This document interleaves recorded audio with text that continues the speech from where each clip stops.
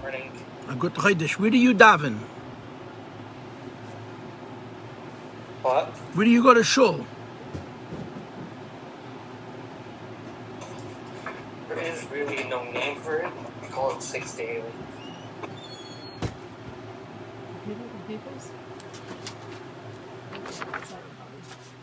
It's like at somebody's house kind of thing. Yeah. So good chodesh. There's a chodesh. Got chachris, got musaf, got Mitzvas Hatefilla. Got lots and lots of stuff. Okay, you know why I'm late? This, you'll enjoy this, I think. I learned perek echad layoim in Rambam. I'm one of those terrible Jews who learns one perek a day. Today's the first day of Rambam. In other words, the last 12 days, starting from Friday before, 12 days. Yeah, 2 and 7 is 9, and 3 is 12 days. Wednesday, we did introductions. Today's the first perek. The first perek Rambam was all about the Eibishter. It's all about God. I'm probably sitting on this perek from last night, probably 4 hours. I'm writing and I'm keeping myself very, very excited. So a little bit I lost track of time. Okay, now, listen. I want to start today's class with a bit of a talk, a bit of an introduction, a bit of a speech. Okay, no long speeches, but a short speech I do want to give you. One of the ideas which is very important to Hasidus, and I'm sure it's important to Kabbalah also, I just don't know much Kabbalah. But one of the ideas which is very, very important to Hasidus is this tool, that's what we call it. We call it a tool called Chochmah. Chochmah. Chochmah is considered a tool. It's a very, very, very important tool. So I want to tell you the dynamics of this business called Chochmah, so you'll understand what's so special about what the Rebbe Tzemach is about to tell us. Okay, what is the meaning of the word tool? Meaning of the word tool obviously means something that cannot do anything by itself, but it can help you do many things. Right? Hammers never built houses, and axes never fell trees. People do. But the tools help them. So a tool serves a purpose. A tool is what they call utilitarian. It has a utility, it has a purpose. Tools are things that by themselves are nothing, and when it gets into the hands of the right principle, they can be used to assist in accomplishing all kinds of great things. So the first thing about a tool is it has no will of its own, it has no initiative of its own, it has no ability of its own, but it can support somebody else who has initiative and ability and will. That's number one. Number two, and this is very important, number two is actually more important in this case than number one. The meaning of the word tool is it's at my disposal. A tool means I control it. A tool in a tool store isn't mine, and I can't use it. But a tool in my shed or in my garage or in my workroom is mine. And it mine means anytime I wish, I can go into that toolbox, I can take out that tool, I can use it any way I wish. So I just told you two things about a tool. Number one, it can't do anything, but it'll help you do many things. And number two, it's at your disposal. The meaning of the words at your disposal is, it's not moody. It's not like on Sundays I can use the hammer, Mondays it's not a hammer day, A tool means it's mine. I can do whatever I wish. Now, physical tools like hammers and screwdrivers and even like computers and tablets serve physical functions. They do physical things. In Kabbalah, we talk about metaphysical tools, spiritual tools. They're tools just the same. They're tools A. They have no will, they have no initiative, they have no creativity. They sit in the toolbox for you to use. B, they're at your disposal. And the meaning of the words at your disposal is they're always available to you. Okay? And the tools are broken down into several large groupings. The mind is considered a tool. The human brain is considered a tool. It's divided up into 3 sub-tools called Chochmah, Bina, Das. Each one of these tools, A, can't do anything. Chochmah by itself is going to do nothing. A chacham who uses the tool of chachma will accomplish great things. Bina by itself will do nothing. A maven using the tool of bina will accomplish great things. Okay? And on the other hand, and this is also, again, very important, a chacham or a maven or a yedei using the tools of chachma, bina, vadas, anytime he wishes, can take that tool out of the box and use it and get a certain effect. The second set of tools would be the emotions, chesed, yevudah, teferes. Those are higher emotions. Those are the emotions that react to our environment. And then you have netzach, hoid, and yesod, which are lower emotions, which are not responding to the environment, but they're allowing us to assert ourselves on the environment. Netzach, hoid, and yesod are practical emotions that help me see things through. Okay? So one group of tools is the human mind. The second group of tools is the human heart. Now there's a third group of tools, but this is tricky, because they're not really called koiches. They use a different allusion. But I'm going to use the word tools just for the purposes of uniformity and comprehensiveness. And those are the senses. Your eyes, your ears, your nose, your mouth, your hands and your feet. Seeing, hearing, smelling, tasting, and touching. Those are tools. They're tools that are much more physical, right? I can see physical things, I hear physical things, I smell, I taste, I touch. So in a way, they're much lower than the metaphysical tools of the mind and the heart that relates to things in a more abstract way. But it gets very complicated. There's a lot of detail to this. And we will avoid complexity and avoid detail because it'll make us feel smarter and greater. Okay? Those are tools. The tool I want to talk about specifically is the tool of Chokhmah. Hashem gave us a tool called Chokhmah. What is the significance of this tool called Chokhmah? Now listen to this. This is how it was taught to me by a very smart, practical, down-to-earth mashpia. He was a mashpia, he was also a shliach. He said the tool of Chokhmah is the tool of frustration. It's the tool of not knowing. Okay? I'll explain to you what that means. You're an intellectual. You're just naturally a person who likes ideas. And by the way, if you lived 100 years ago, you'd have lots and lots of friends. Today, you're quite lonely. The world has changed. It used to be that being smart was a great thing. Now being smart is called a geek. What can I tell you? Anyway, but I'm with you. If you have a problem that you need to solve, any kind of problem, but let's say a mathematical problem, a problem in mathematics. Now, I don't know much about math. I'm assuming you know more than I do. So, over the course of the last 3,000 years, 4,000 years, some of the greatest minds in the world have created what they called theorems, right? Obviously, 1 + 1 is 2 is a mathematical theory, right? It's called addition. But mathematicians have created far more complex mathematical theorems, like algebra and like geometry and other fields of math that allow us to solve incredibly complex problems that required fantastic genius, right? You know this. So if you have a problem, the go-to thing to do is to open up the book of theorems, to go look at all the mathematicians that came before you, whoever they are, Euclid, Pythagoras, Chvezvet, I don't know much about this, and say, okay, can I use one of your existing theorems to solve this problem? In other words, your go-to response to a problem is, does the solution already exist? Is there a formulae or a formula that will allow me to resolve this problem? And you'll try. If you find an existing formula, you're going to use it, the problem is going to be solved, and the conversation is going to be over. If you did that, you would be engaging only your Bina, because that's what Bina does. Bina analyzes, Bina dissects, Bina departmentalizes, Bina compartmentalizes, Bina puts everything in a place, but Bina is not creative. Bina is like an engineer, Chokhmah is like a scientist. Bina simply turns over every rock. Bina simply solves the problems using known techniques. Now, what were to happen if you had a problem, and you went to your book of theorems, you went to your book of formulae, and there was no solution? I remember I met a man many years ago. I spent the Shabbos in his house.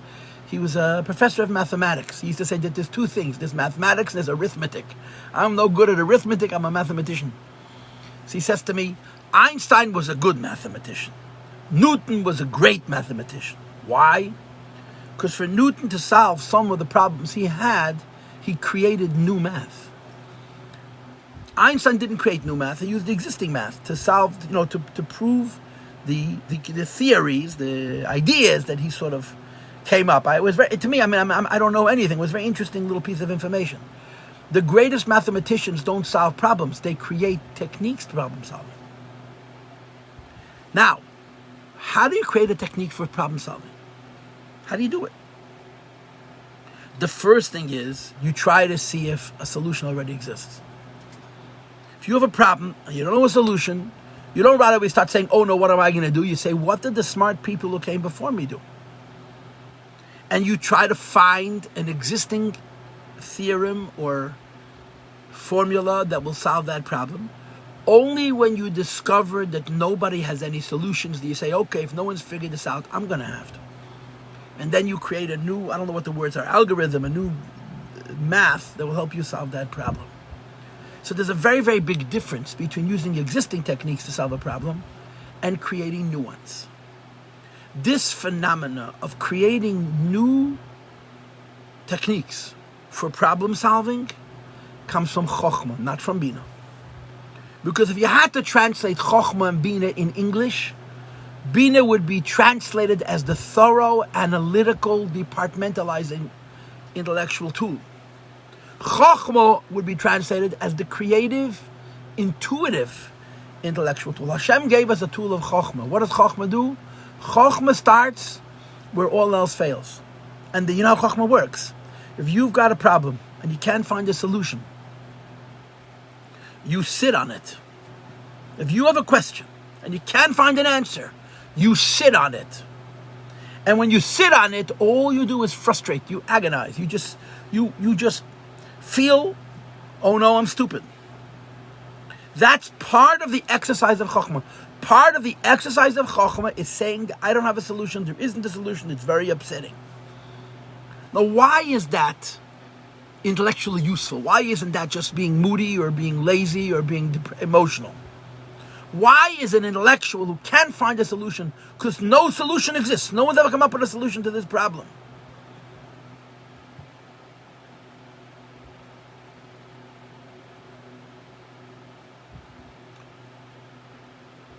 Sitting on it, just sitting and wallowing in it, just agonizing over the lack of solution helpful.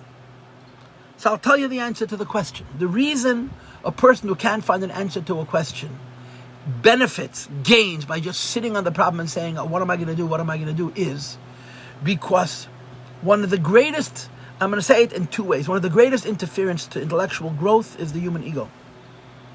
One of the greatest things that stops you from advancing as an intellectual is the fact that you think that you're already smart. The human ego is a very important thing. But the human ego also inhibits. I have a book that I read many, many years ago where some guy wrote that all the greatest discoveries were made by scientists in their very young years. Why? Because when they were young, they were revolutionaries. They were able to disagree with their predecessors. Then they became successful people. And they came up with their own theories. When they came up with their own theories became their prison.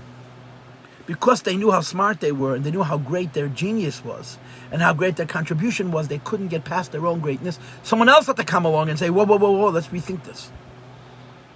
So the human ego is a necessary thing, but it's also an inhibiting thing.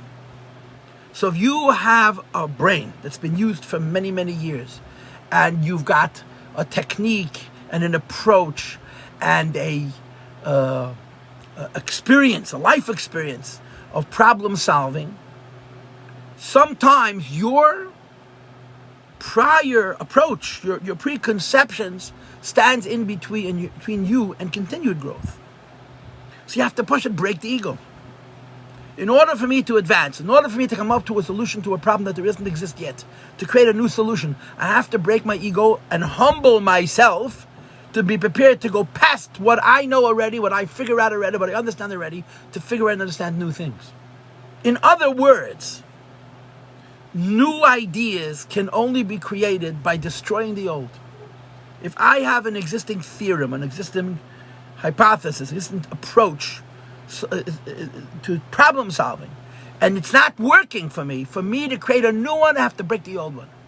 That's what the frustration accomplishes. The frustration of Chokhmah breaks the ego. The frustration of Chokhmah allows the intellectual to distance himself from his prior approaches to intellect, and it opens him up to new ideas. And, the new idea comes in what they call in the culture a eureka moment. It's a flash. Boom. A second before I was in the dark, and all of a sudden I have a little clarity.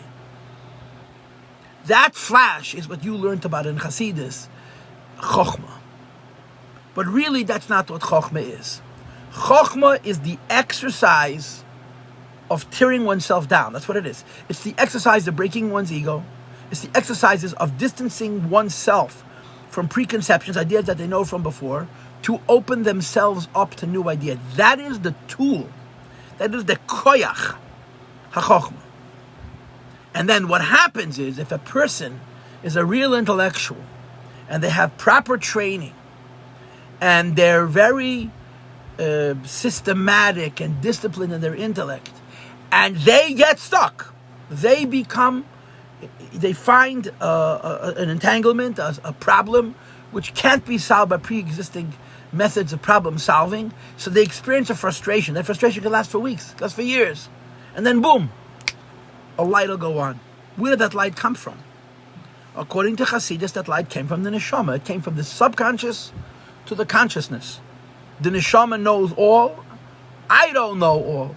And the act of being frustrated, the act of it being in the state of chokhmah, which is frustrated and feeling like I'm not smart and I have no solutions, creates the space where the neshama, where my subconscious can enlighten me with a new idea. That new idea comes to me in the form of a flash. It's seminal. It's a tiny little spark. And I have to grab it and immediately dissect it, take it apart.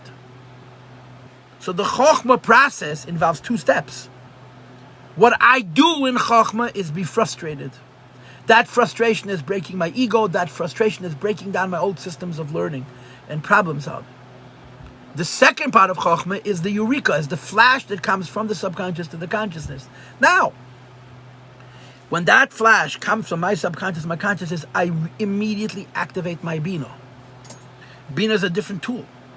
Bina is not creative. Bina is not intuitive. Bina doesn't have any frustration in it. Bina simply analyzes. So your tool of Bina will analyze that flash. Sometimes it'll say, junk, throw it away. Sometimes it'll say, this is a good one, let's think it through, and it'll process it and process it and process it and process it, and arguably develop a new system of problem solving. So this is the tool of Chokhmah. Number one, the tool of Chokhmah can't do anything. Number two, the tool of Chokhmah is mine. Anytime I wish, I can engage. I can use it. What is the tool? That I am smart, right? I don't mean I, Rabbi Paltiel. I mean whoever is an intellectual. And he has years of training and years of practice. He knows how to use his mind. He has a very, very, very well-developed system of problem solving. And then he gets stuck. He can't use his Bina to solve this new problem. So he frustrates, he agonizes. He agonizes, he agonizes, he agonizes, he hesitates, and boom. An enlightenment comes, he takes that enlightenment and studies it and dissects it, and if it's true, it'll carry through the Bina test, and it'll create a new theory. That's what Chokhmah is as a human intellectual tool. Okay, now, here comes the most familiar words of my classes to you every morning. Do you understand? Yeah, right. Do you agree? How about that?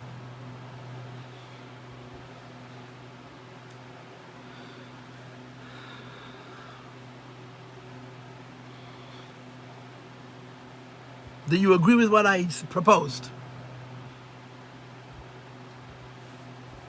Mostly. The answer is don't ask personal questions. I get it. Okay, now, so I want you to think about this for a moment, okay? We have many tools. Being is a tool, Das is a tool, Chesed is a tool, Good is a tool, seeing is a tool, hearing is a tool, all different tools. Chokhmah is fundamentally different than all the other tools. Why? Because all the other tools are used because they have parameters. Right? A hammer you can hold in your hand. The hammer is a finite thing. Your hand has finite size. You grab the hammer with your hand and you use it. In other words, all the tools that Hashem gave us, we use because they're contained, or because they're in a container, and because they have a limitation. And that's how we employ, that's how we utilize these tools. Chokhmah is the exact opposite of that. Chokhmah is a tool. It's at my disposal. I do what I wish with it. What is the tool of Chokhmah? To break the barriers, to break down the parameters, to break down the boundaries of the person and of the tool as that person exists, as that tool exists, until that point. So Chokhmah is a tool. It's a tool. Like Bina is a tool, and like Chesed is a tool, and like seeing is a tool. It's a tool. But it's a tool that's really functioning in an inverse way, in the exact opposite way of all the other tools. Because to use a psychological term, all the other tools operate based on the principle of ego. Bina says, I'm smart, and therefore I'm going to solve a problem. Chesed says, I'm kind, and therefore I'm going to find the perfect way to be kind to so-and-so. Chokhmah says, I don't know. So they're all tools. And they all have distinct definitions and functions that are at the disposal of a person. Anytime you wish, you open up your toolbox, you take out a particular tool, you use it. But most of the tools are used based on what they are. The whole idea of the tool of Chokhmah is based on what I'm not. The whole concept of the tool of Chokhmah is the process of admitting that I don't know. It's the process of going away from my established ego, going away from my known methods of problem solving, to possibly be enlightened by my subconscious with a new idea of problem solving. Do you understand? So Chokhmah is a tool like all other tools, meaning to say, it can't do anything by itself. It's at my disposal to use. But it's exactly the opposite of all other tools in the way you use it. All other tools are used based on their limitations, and Chokhmah is used based on its transcendence of limit, based on its frustration. You understand? Okay, now, therefore, in Kabbalah, Chokhmah is very important. You have to understand, if you study mysticism, if you study Kabbalah, you don't have to, but if you study mysticism, you're always going to have the same issue. At some point, godliness and worldliness are going to have to meet and shake hands and say hello to each other. Godliness is called Ein Sof, that means infinite. That means plain, that means transcendent. Okay? Worldliness, is finite and divided and inexact and all the other things. Sooner or later, world and God have to meet. Okay, that's the whole idea of Kabbalah. I don't want to talk about this today, but I'm just going to tell you this. Philosophy, non-mystical Jewish philosophy, doesn't understand that there's any possibility for a closeness between man and God. God is absolute. We're whatever we are. We can never meet him. The whole chiddush of Kabbalah, the entire knowledge of Chokhmah Kabbalah is one word: godliness, Getlichkeit, godliness. What's the concept of godliness? Godliness is God that's interactive, God that meets us. So when you study Chassidus and Kabbalah, there are certain ideas that you're going to ask about 1,000 times and never fully understand, and you're going to keep on trying to understand them, and you're going to keep on trying to understand them, and you'll always say, I understand a little bit, but I don't understand much. One of those ideas is, how does godliness meet worldliness? And the answer which is given classically is Chokhmah. How does finitude and diversity and complexity meet infinity and unity and simplicity and peace? The answer is Chokhmah. Chokhmah is the bridge between the world and God, because Chokhmah is a tool. It's a part of world that I can control. I can use it as I wish. It's mine. But it's the tool that goes past me. It's the tool that breaks down the ego. It's the tool that goes away from the known. And because Chokhmah is the tool that breaks down the ego and goes away from the known, Chokhmah is the tool that can meet, a finger touching a finger, the Ein Sof. The highest point of Chokhmah and the lowest point of Ein Sof somehow get together without destroying each other. So in Tanya, for example, very much so in Tanya, and certainly in Kabbalah, Chokhmah becomes incredibly important. Because Chokhmah is the place, it's the tool, it's the controlled faculty which God gave man that is, at least in theory, able to touch and be touched by Ein Sof, because it's not the tool that operates within its parameters and limits. It's the tool that operates by breaking down those parameters, by getting past those limits, etc., etc., etc. Okay? So the Rebbe says, I want to talk about Chokhmah now. Right? I just gave you a lecture, it lasted about 20 minutes, maybe 25 minutes. No, 20 minutes, not more than 20 minutes. What did I tell you in this lecture? I told you two things. Chokhmah is yours. Chokhmah is not magic. Chokhmah is not like prophecy. Chokhmah is yours. Any human being who's intelligent has a tool called Chokhmah that he can use anytime he wishes. And the entire function of the tool of Chokhmah is breaking down. Now, why would you want to break down? Why would you want to break down yourself? Why would you break down your own ego? And the answer is because it opens you up to something new and more. Therefore, Chokhmah is the perfect medium for God and world to meet. For godliness, to be more precise, and worldliness to meet. You follow? You can give me this, is also fine. Okay, so now here comes the point. Every day, there are many meetings between man and God. But overriding all of those meetings, higher and more important than all of those meetings, is the meeting of Kriyas Shema. Shema is much higher than Shemona Esrei, because Shema is the meeting of Ein Sof and the world, or as we discussed in the other classes, the overriding Yesh Me'ayin, the Yesh Me'ayin of Seva Klam, that's Shema. And after Shema, you have a bunch of lesser meetings that are presented by the different brachas of Shemona Esrei. But when a person says Shema, how does the person touch and be touched by Ein Sof? If every day the moment of Shema Yisrael, Adonai Eloheinu, Adonai Echad, is reaching out to the essence of the Ein Sof, to the Ein Sof that's responsible for Yesh B'Yayin and the Sof of Kalam and level, as we discussed in the last few classes, how does that meeting take place? How do God and man actually meet when it says Kriyas Shema? And the answer is Chokhmah. Part and parcel of the recitation of Shema is the tool of Chokhmah that allows the Ein Sof that we're calling out to, that allows the Ein Sof that we're trying to engage with, meet the consciousness of the person. Okay? Now, my class is over. And as they say in the cynical, depressed world, I didn't teach you anything. I didn't read a single word of text. But I certainly set up tomorrow's class.